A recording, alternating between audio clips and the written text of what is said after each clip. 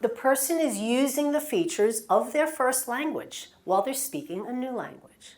So the rhythm, the pronunciation, you can hear somebody and say, oh, I think that person is from Russia or Ukraine or something, because I detect the rhythm and the pronunciation. Or that person speaks Spanish, or that person speaks Chinese. And sometimes we're not exactly right, but what we're doing is we're listening to the pronunciation and we're listening to the rhythm and the way that they're speaking.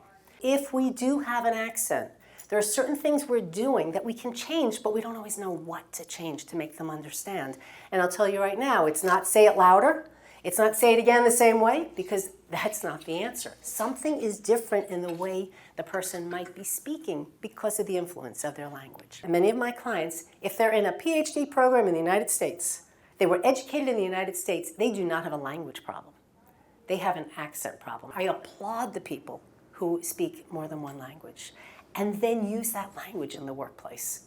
That is astonishing to me, that people have that skill, and yet they're made to feel that they're not good enough. And that's my new focus. When I work with people, you are brilliant, you're successful, look what you've accomplished, and you can't pronounce the word, that's okay. Own it that you can't pronounce it, and then just try to say it, or just say, I have an accent, if you don't understand me, please ask me to repeat.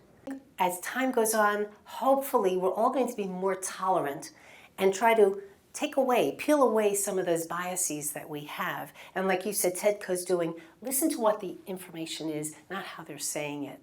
But on the other side, we want to help people, when they're relaying that information, to say it in a way that they know they're understood and that gives them more confidence.